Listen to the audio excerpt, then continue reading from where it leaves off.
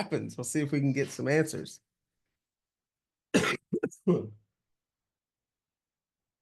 All right, Danielle, you are up first because you got your hand up. Everybody else should come up with good questions and put your hand up too. Good morning, everybody. Morning, All morning. right. So, which one do I want to ask?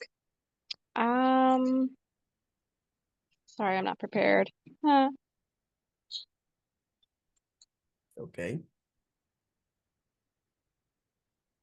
Oh, in the Old Testament, in Deuteronomy 17:17, they were allowed multiple marriages. I was thinking about Old Testament and why God would allow multiple marriages when it says that we are joined in one flesh, when we know each other. So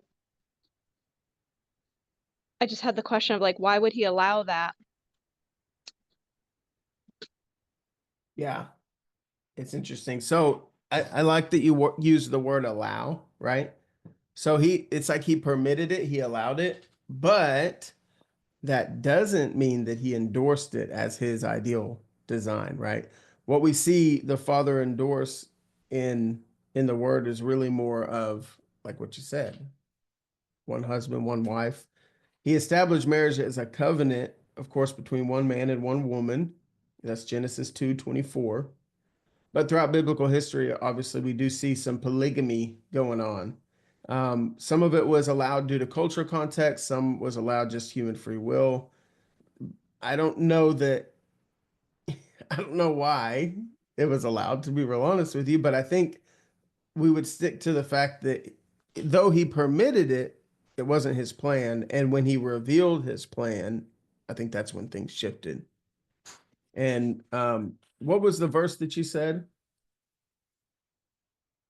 Deuteronomy 17. I've written down Deuteronomy 17:17. Okay. Let me pull it up real quick so I can see it. So this is where the law was given. It says, when you come to the land that your Lord your God is giving you, you possess it and dwell in it, and then say, I will set a king over me, like all the nations that are around me. You may indeed set a king over you, who the Lord your God will choose. One from among your brothers you shall set as king over you. You may not put a foreigner over you, who is not your brother.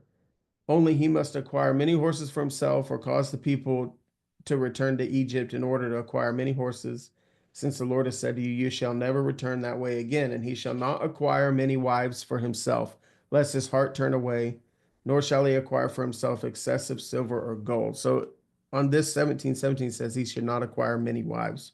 Yeah, I wonder why I wrote that down. I wrote the question down a while ago. Yeah, well, I mean, but you see, like Solomon had 300 wives and 700 concubines. That's 1,000 ladies. You know what I'm saying? Like that's 1,000. My wife and I, we do well enough just as one, to keep each other in line. I couldn't imagine trying to be married to 300, let alone 1,000, to have 1,000 around. But I don't know on this one. I think we see God's full plan for marriage revealed through the picture of Christ, right? And Christ and the bride.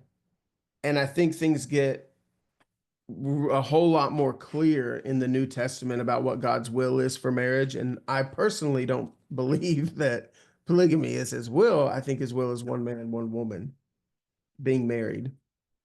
And but that's an interesting question.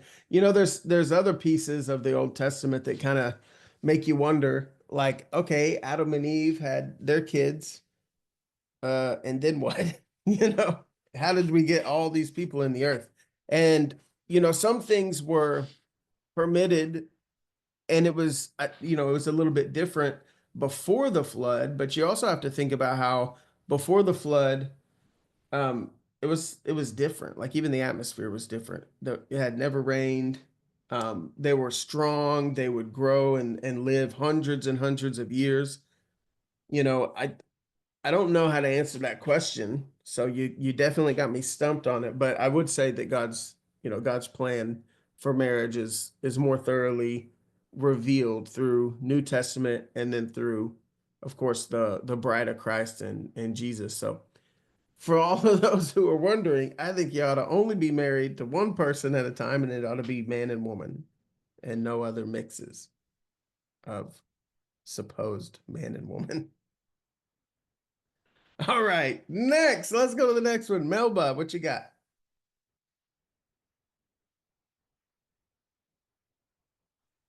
Hi. The other day went to a Bible study and the guy that was teaching it mentioned that God did not create the tree of knowledge in the Garden of Eden.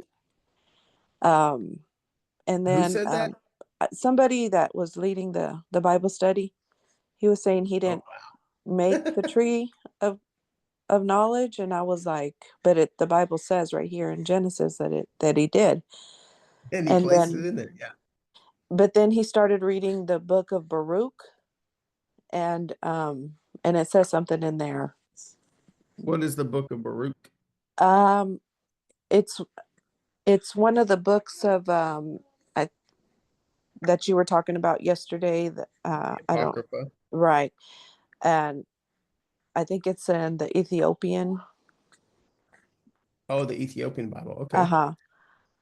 And so, Ethiopian Bible is going to be one of your oldest manuscripts, but this is one of those things where that's likely they took that one out of the canon because it conflicted with Genesis. Genesis being way more authoritative than that book. But Genesis, Exodus, Leviticus, Numbers, Deuteronomy were written by God's own hand with Moses on a mountain, right? So right. those are the most authoritative that we have. We'll call it the Torah, right? But these other extra biblical books, if they go against anything that's written by God's own hand with Moses on a mountain, then it's not probably not Okay. worth reading, you know. Okay. And that's for that reason, because then you would have people teaching false things in the church. God Mhm. obviously created all of it, and he put both the trees in the garden, the tree of life and the tree of the knowledge of good and evil. And why he did it, I don't know. That was maybe the test. We talked about testing yesterday.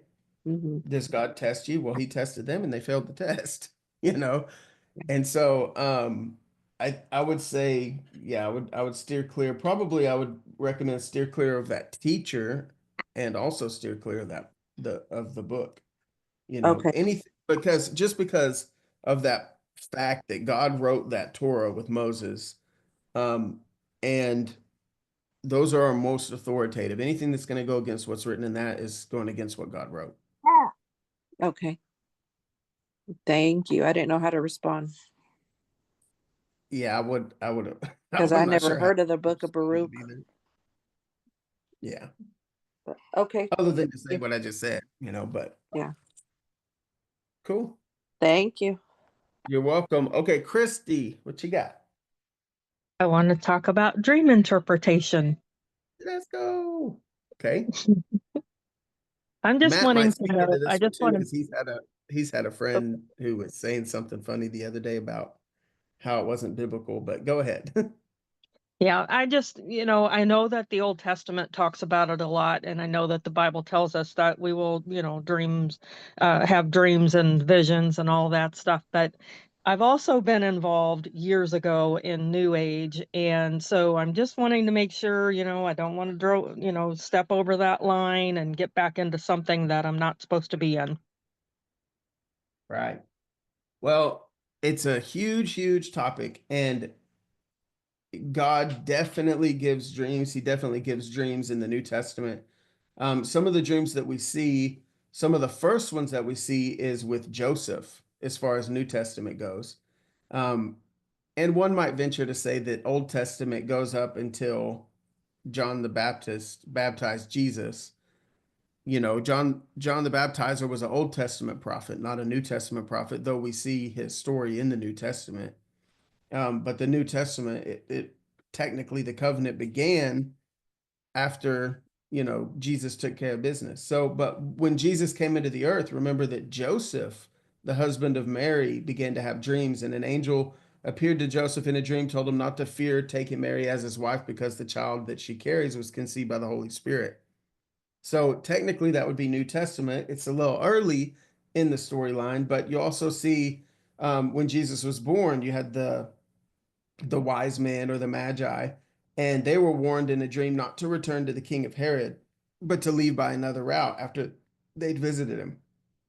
Pilate's wife in Matthew 27:19, Pilate's wife had a dream about Jesus and warned her husband not to have anything to do with condemning him. So she had a dream about Jesus and warns her husband not to have anything to do with condemning him. Then you have Paul, the Apostle Paul, Acts 16. He received a Macedonian call in a vision that directed him to preach the gospel in Macedonia. You had, of course, lots of visions, which is technically daydreaming, right? And then you had Ananias and Peter. Ananias in Acts 9 had a vision. Peter had a vision in Acts 10. But the concept of God giving dreams is that he can speak to us through dreams in ways that our flesh wouldn't be able to experience, right? So in the same way that we would do like a throne room activation, or we would see in the spirit with God and be shown things, dreams is one of the ways that God brings really cool things into the earth. I have a friend, his name's Luke Holter, Dr. Luke Holter. He's a prophet. Maybe you've heard of him. If you haven't, you should look him up. He's pretty awesome. But Luke Holter, he has a lot of stories about dreams. And one of his friends, who was a chicken farmer, right? That was what he did for a living. He was a chicken farmer. And he was praying because he went to a meeting and somebody said something about God can give you witty ideas and inventions and things like that in dreams. And, he got excited about that. So he began to pray to God about it. And one night he had a dream, and in the dream, he saw these symbols and these numbers, and they were in a real specific pattern. And so as soon as he woke up, he wrote down what he saw, and he wrote down, letters and numbers and lines and all these things. He didn't quite know what it was. But then he took that and he started showing it to a few people, and they said, that kind of looks like a chemical equation. And so he said, okay. And he went and found him some scientists, and he said, hey, can y'all check this out and see what it is, if it's anything, or, I'm sure he didn't tell him exactly how he got it, but they, in fact, they went and put those chemicals together, and they did the compound. And when they got done, they called that guy and they said, hey, where did you get this? And he said, why? Like, what is it? They said, it's an adhesive that's never been invented before, like a glue, but it's never been invented before. And he said, anyway, have y'all ever painted your house? And you got to paint your house. You got to get the tape and you put it on the corners and around the trim so that you don't mess it up. Well, when you go to the tape aisle next time you paint something, you'll know that there's a lot of blue tape, right? Blue painter's tape. But there's also a green tape called frog tape. And frog tape is better than blue tape because frog tape, the adhesive on it is the adhesive that chicken farmer got in the dream from God. And the adhesive helps to make even cleaner lines when you paint. So this guy who invented the adhesive for frog tape was a chicken farmer who prayed, and God gave him the chemical compound in a dream. And now he's a multimillionaire, maybe even more than that, who has several businesses and has become an investor. And he has several inventions and patents and things like that. So when you think about dreams and what they're for, what I would say is ask God for dreams. Ask God for dreams and ask him to give, to speak to you in dreams. Sometimes you need wisdom and clarity for things you don't understand. And sometimes you might want to be an inventor, right? For me, I'm the kind who I want to pioneer new things, create new things and all of that. And then, we had AI come out in September. What was it? September 2023 is when ChatGPT came out, somewhere around there. And I began to pray and I said, God, would you give me visions, and would you give me understanding and show me things that I have not known. And one of the results of that is he showed me an app that I hadn't created yet. And this is it. This is what he showed me in my vision, Market Master. And or not Market Master, Move Maker. I'll show you just real quick what it does. But God, this was right after he gave me a vision, and he said, he took me into a vision, took me into the garden. He took his hand and shoved it into the earth. And then he said, or he shoved his hands in the earth. He pulled out these big roots, like big gnarly roots, and held them above his head. They went all the way from where he was holding it above his head all the way to the ground, 7-8 foot of roots. And then he takes those roots, and I said, what are they? He said, they're the roots of my creative design in you. I said, what are they? He said, they're the roots of the articulate. And then he took those roots and began to hand them to me. And as he handed them to me, the roots began to form into the shape of a staff. He hands me the staff and says, I bless you with the ability to take my people into the realm of the articulate. And so I began to get revelation. I began to pray. He gave me a dream, and he showed me Move Maker. And Move Maker now I can take and load up any kind of product or thing that, we're promoting, right? And then it'll write posts for you in a bunch of different ways. So let's say I want to encourage somebody and create a post. It'll write the post. The other thing it does is it helps people to articulate in Facebook, because they can use this button, reply with Move Maker. It'll read the post, read the person's reply, and then give me the opportunity to talk to them about, whatever it is I'm doing. And it'll generate even the comments that we give to comment back to people. And this was one of the first SaaS products that we launched at the King's Company outside of the marketing tools that we have, Move Maker. And Move Maker was given to me in a dream. So again, I'll say dream, dream, dream, and ask the Lord for dreams, and ask the Lord for inventions, and ask the Lord how to do things, because I'm not a software developer. I didn't know what I was doing. I just saw what I saw, and then I stewarded finding a developer. In fact, I woke up from the dream. I said, what do I need to do? He said, get a developer. I got on Fiverr, and I found somebody who all the things lined up. They made Chrome extensions. They did work with AI, all this. I messaged him, and he said, hey, let's get on Zoom. So I was on Zoom at 7 a.m. the same morning after waking up from that dream, and he built it.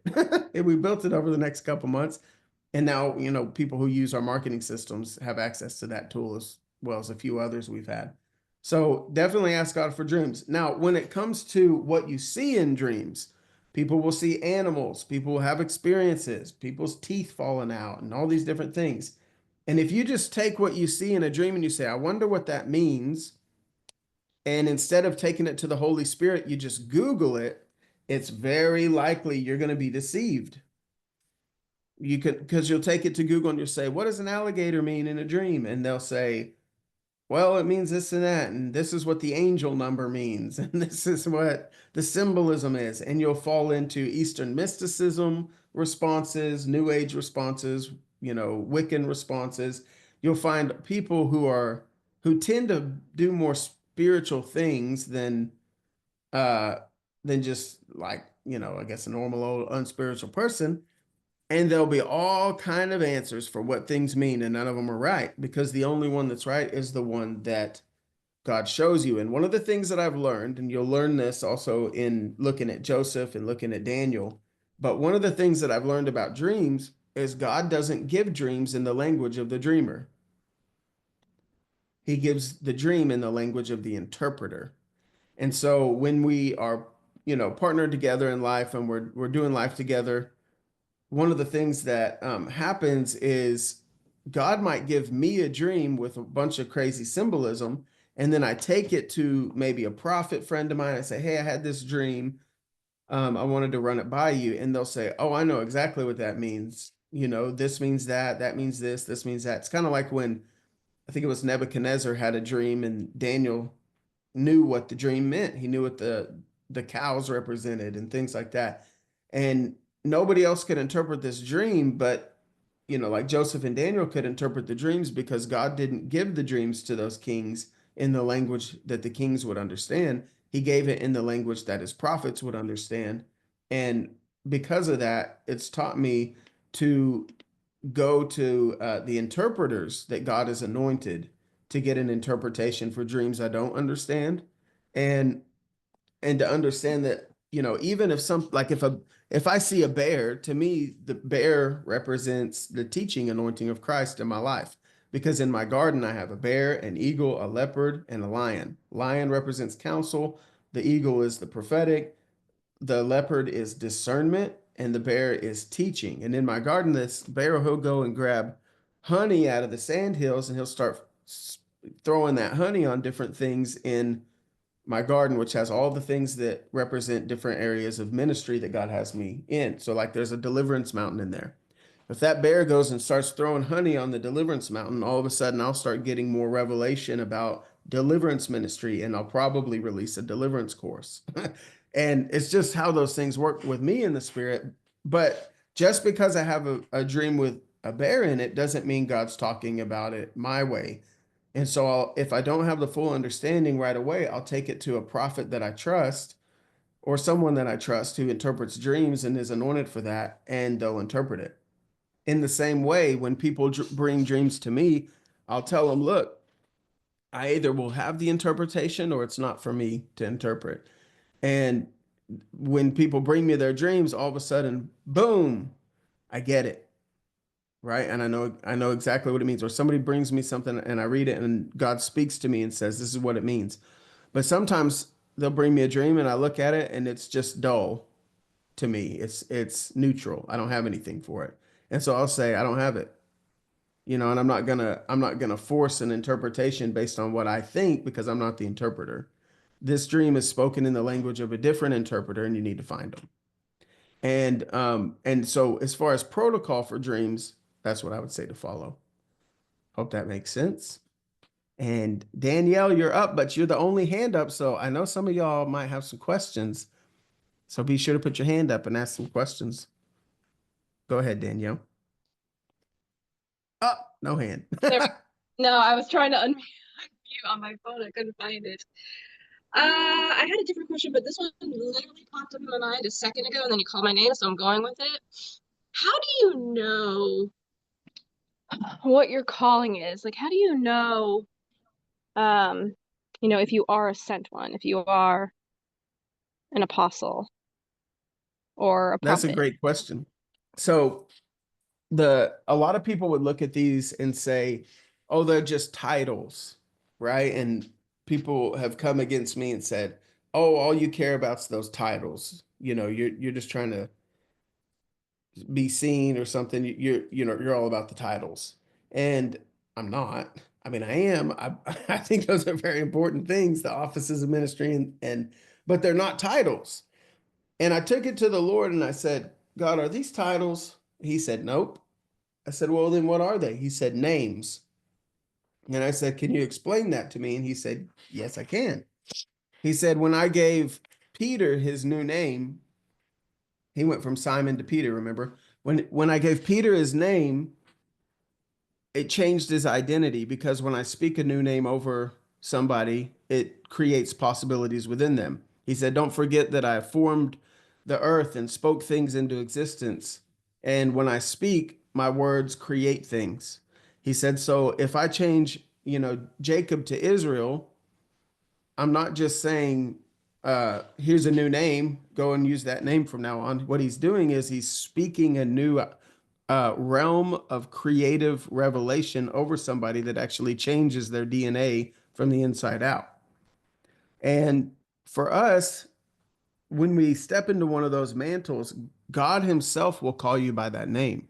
And that's how you know for sure, because in the secret place where you're spending time with God, he says, hey, what's up, apostle? In however way he talks to you. But for me, God calls me an apostle. He calls me Apostle Tyler. Not every time we talk, obviously, he calls me son and all that stuff, but he's the one who called me an apostle. He's the one who called me by my new name. And when he called me by my new name, it created possibilities within me. It created change within me. It created an outpouring of that new name that began to manifest in all areas of my life. Whereas before I was just Tyler, But when I was raised to maturity, I got my new name, and my new name began to change how I function. And so people can identify this. In fact, one of the roles of an apostle is to identify people, you know, and because when, like, think about Paul, he'd go into a new territory, new tribe or tongue, and he would begin to establish the church, preach the gospel, bring the move of the Spirit, you know, the baptism of the Holy Spirit. But then he had to leave. And when he had to leave, he wasn't just going to leave the church to be by themselves and say, oh, well, all of you are just lay people. I'm leaving. And so you'll just have to wait till I come back to learn anything else. That's not how he did it. What he would do is he would identify who's who in the kingdom. Who is a shepherd, who's a teacher, who's a pastor, who's a evangelist, who's a prophet. And the same thing would happen with the other apostles. And we know that because when Paul went to Antioch, it says, and Paul came to Antioch, he found there teachers and prophets. And Paul wasn't the one who originally took the gospel to Antioch, Peter was. But when Peter was there, he must have done some identifying and equipping, because by the time Paul got there, he found prophets and teachers there in Antioch. So there's two ways, but both ways come from God. One is to get your name right directly from the mouth of your Father. The second is to hear your new name through somebody who's talking with the Father about your identity, and they reveal it. Now, in addition to that, the Lord had me build a fivefold assessment that's pretty accurate.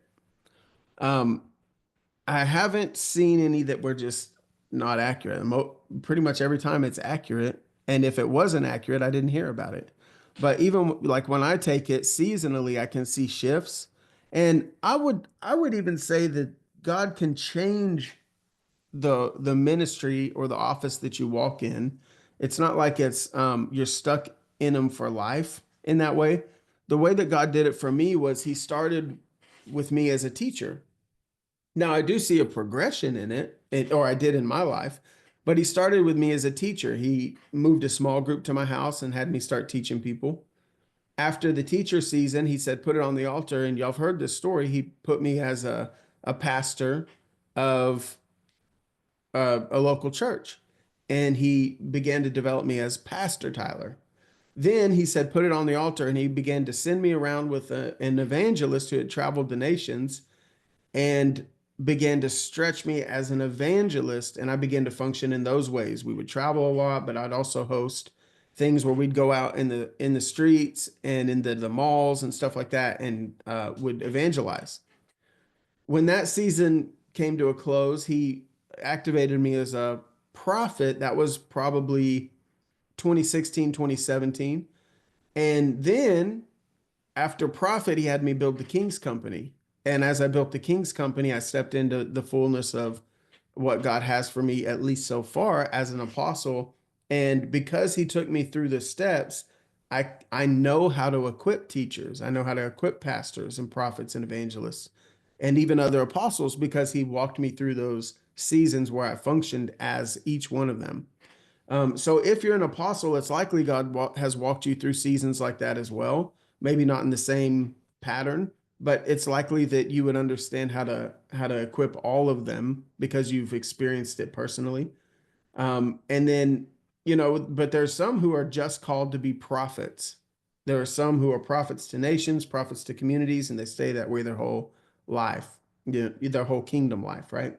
Some are only supposed to be pastors, some are only supposed to be teachers. And it's a mix of receiving your new name, but also what is it you experience and how does God move through you? I would say look at the gifts that are common in your life.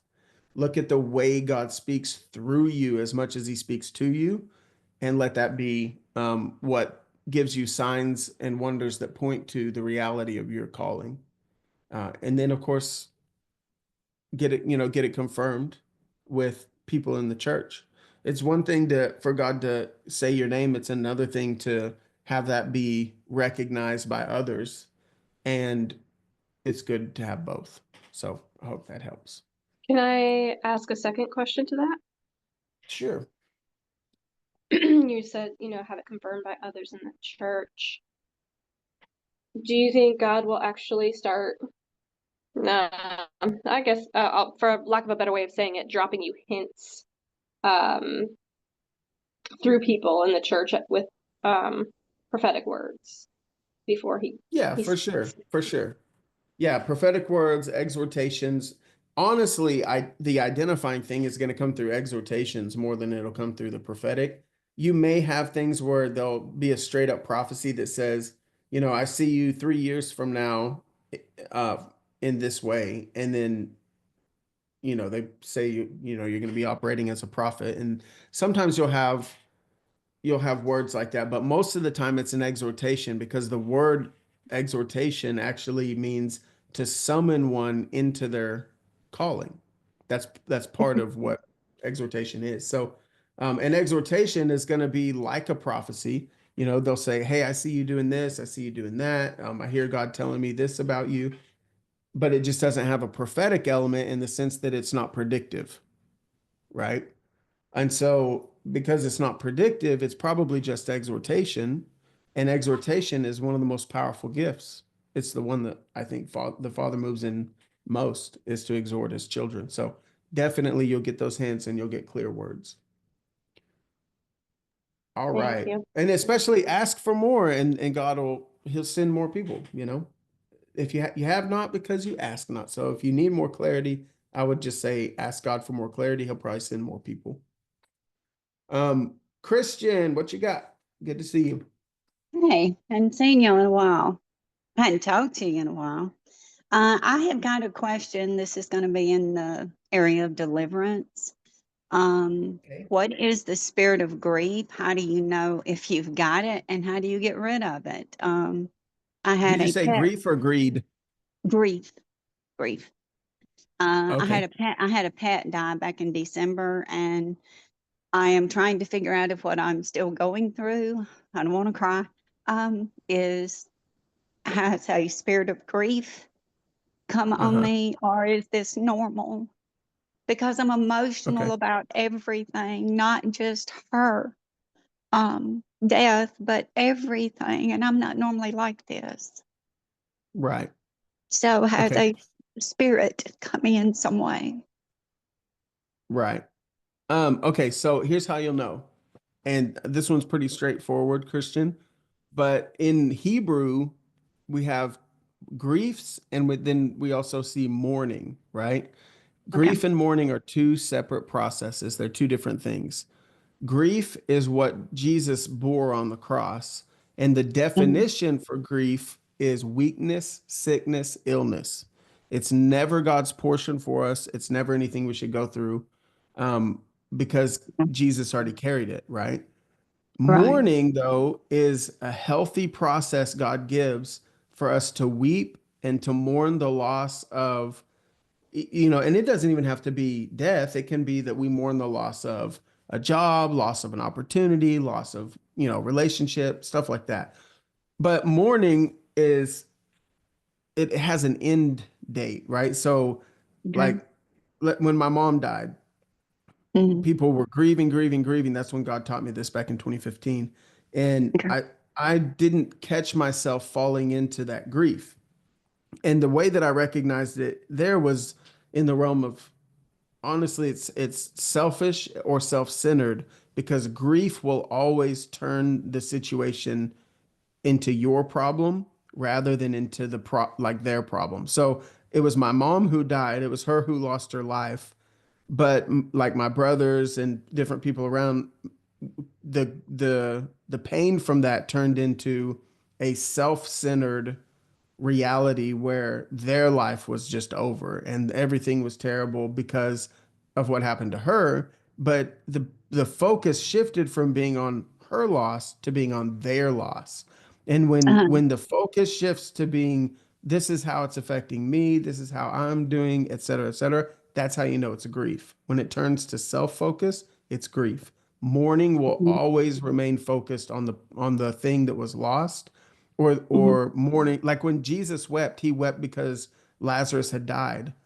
but he Right. knew he was going to raise him. Jesus wasn't, he wasn't saying, oh no, my life will never be the same because Lazarus died. He was mourning because of Lazarus's loss and the family's loss, right? Yeah. Yeah. But that, of course, that time came to an end. So the instant indicator for me on identifying whether somebody's mourning or whether they're grieving is does it become self-focused or self-centered?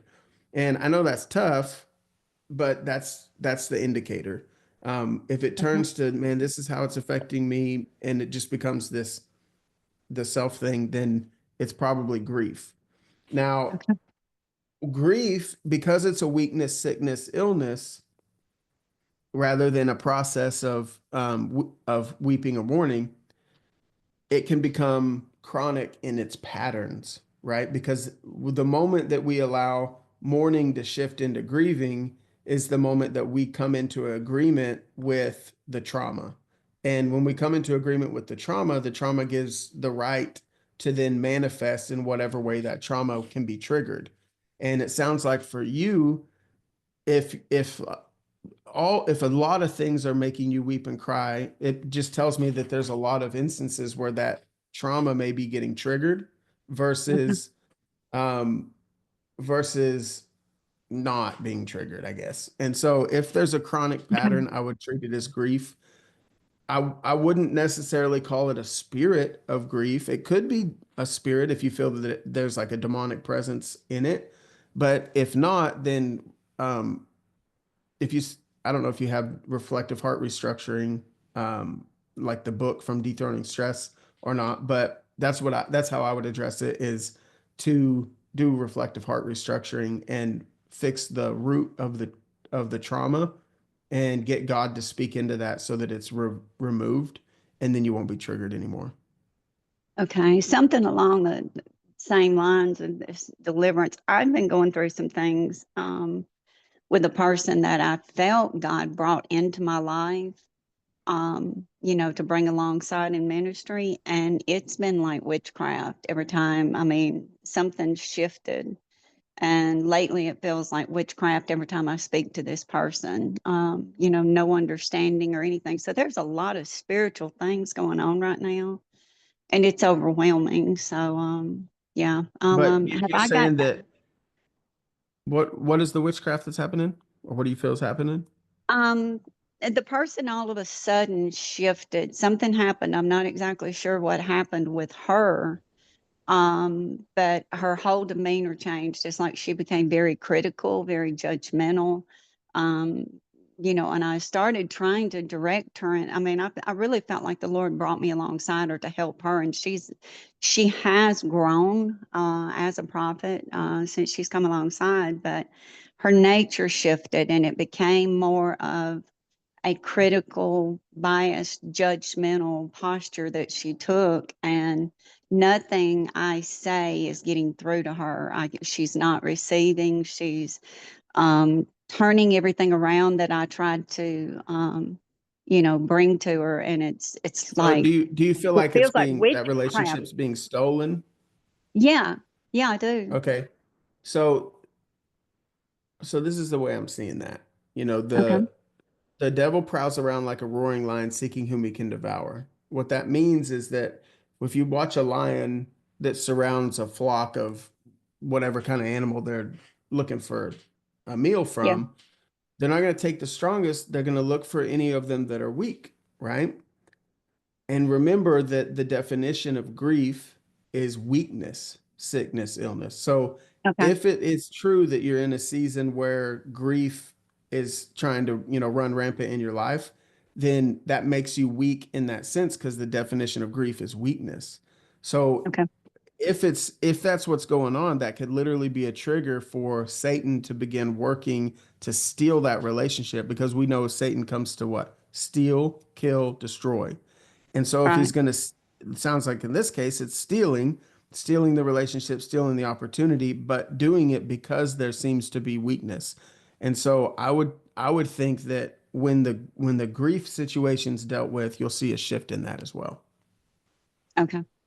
Because it's Okay. probably Good. Satan whispering in her ear, that kind of thing. And if she's not strong enough to understand that's what's happening, then